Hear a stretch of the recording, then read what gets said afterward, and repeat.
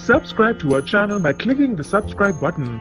Click the bell button and enjoy the latest uploads from our channel. आखिर क्यों बनाया अनुपमा ने आशा भवन को क्लेशी भवन। नमस्कार दोस्तों, स्वागत है आपका आपके अपने चैनल हंग्री स्पिरिट्स में। हंग्री स्पिरिट्स देख रहे सारे दर्शकों का मैं अंजू शर्मा दिल से स्वागत करती हूँ। यहाँ पे अनुपमा पे सवाल उठता है दोस्तों, एक दिन का शेल्टर, 2 दिन का शेल्टर समझ में आता है, मगर उस शेल्टर के साथ साथ घर का हिस्सा बना लेना शाह हाउस वालों को ये समझ में नहीं आता है। आज अनुपमा ने रिपीटेडली एक डायलॉग बोला, उस डायलॉग को अगर अनुपमा समझती है तो फिर भी ये लोग घर का हिस्सा हैं तो समझ में नहीं आता। तो बात करते हैं, फिर आएगा समझ में भी और आप लोग के कमेंट से भी समझ में आएगा। पहले वही निवेदन, जिन्होंने अभी तक चैनल को सब्सक्राइब नहीं किया है कर लीजिए, साथ में दोस्तों बेल आइकन दबाइएगा ताकि आपको हमारे वीडियोस के नोटिफिकेशन मिलते रहे। अनुपमा बार बार एक बात तोशु पाखी के लिए कहती नजर आई, 3-4 बार तो आज रिपीट किया ही होगा कि ये कुत्ते की दुम है, ये कुत्ते की दुम है, ये कुत्ते की दुम है। अब मुझे यहाँ पे ये सवाल उठता है कि अगर अनुपमा को पता है कि ये सीधे नहीं होने वाले हैं तो आशा भवन की शांति को क्यों भंग कर रही है अनुपमा। आशा भवन एक भवन है जिसमें बेसहारों को सहारा दिया जाता है, और जब परिवार साथ में हो तो परिवार बेसहारा नहीं होता है। बेसहारा होता है जिसका कोई सहारा ना हो। जैसे कहते हैं ना, 1 और 1 11 होते हैं, 1 और 1 2 होते हैं, मगर यूनिटी होती है, अपनापन होता है, जो भी हो अकेला नहीं होता है। यहां पे पूरा शाह परिवार है जो भरा पड़ा है, और शाह परिवार गरीब परिवार नहीं है। जब गहने देके आप अपने गहने सेव करवा सकते हो तो उसी गहनों को गिरवी रख के आप अपने लिए एक घर तो किराए का ले ही सकते हो। चलिए इस बात को भी हम नजरअंदाज करते हैं, हम अनुपमा के एंगल से बात करते हैं, क्योंकि अनुपमा पे ही मुझे सवाल उठ रहे हैं। अनुपमा ने इनको शेल्टर दिया, आशा भवन वालों ने कहा ठीक है, हाँ हम अनुपमा के फैसले के साथ हैं, बढ़िया है, बहुत अच्छा है। शेल्टर देने के बाद अगर अनुपमा कुछ दिन के बाद ही, 1-2 दिन के बाद ही, जैसे आज तोशु पाखी को कहा है कंट्रीब्यूशन देने के लिए कि कमाना पड़ेगा, तो ये रूल बाकी लोगों पे लागू क्यों नहीं होता। और बड़ी बात यह है कि यहां पे जब डिम्पी इतनी आवाज उठा रही है तो अनुपमा टीटू को क्यों नहीं कहते कि उठा अपनी वाइफ को, जा यहां से, तुम लोग जवान हो भाई, ये आशा भवन बेसहारों के लिए है, तुम लोग तो एक दूसरे का सहारा हो, अपनी फैमिली को उठाओ और जाओ, सेटल हो जाओ।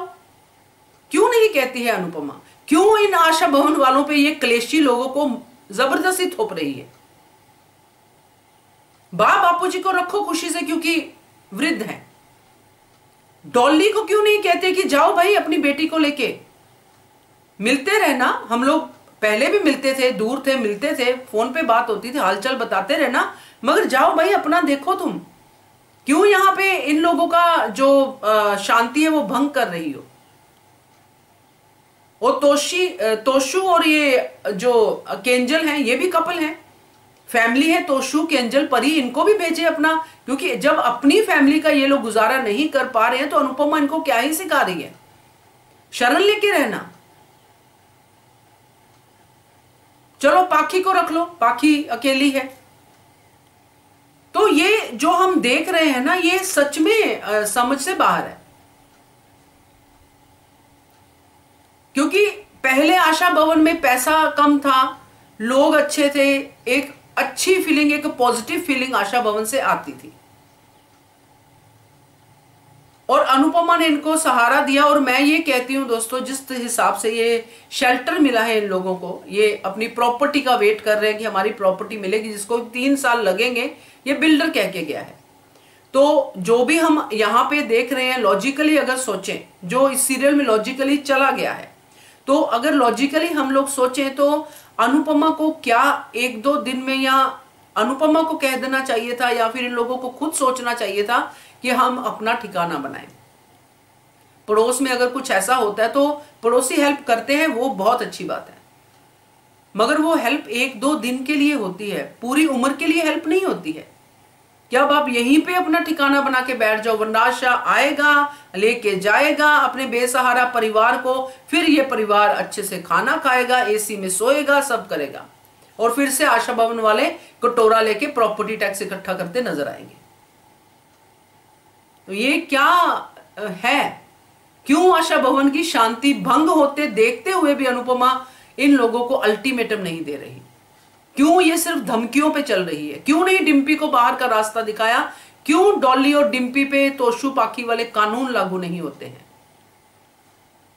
तो ये मुझे समझ में नहीं आया, इसलिए मैंने आप लोगों के सामने ये रखा है, क्योंकि ये आशा भवन की शांति भंग करना अनुपमा को नहीं करना चाहिए।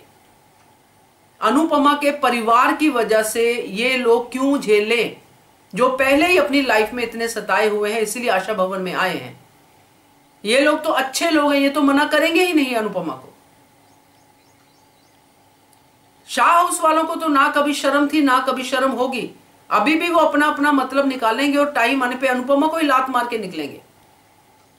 और ये बात अनुपमा को पता है, उसको सिर्फ तोशु पाखी का नहीं बाकी का भी पता है कि बाकी भी कुत्ते की दुम ही है, मगर फिर भी उनको इन सबको यहीं पे रखना है। रखना चलो ठीक है, कोई एक सीन तो हो सबको ये बताने का कि भाई अब अपना अपना देखो, आप लोग ये बेसहारा नहीं हो, ये बेसहारों का आश्रम है, कोई बेसहारा आता है तो उसको कहां रखेंगे? अभी तो हॉल में पूरा शाह परिवार ही सो रहा है। तो ये आशा भवन का कॉन्सेप्ट ही खत्म हो गया है इन शाह हाउस का इस घर में आने के बाद। क्या कहते हो आप? कमेंट कीजिएगा। देखते रहिए channel hungry spirits. Thank you so much. Subscribe to our channel by clicking the subscribe button. Click the bell button and enjoy the latest uploads from our channel.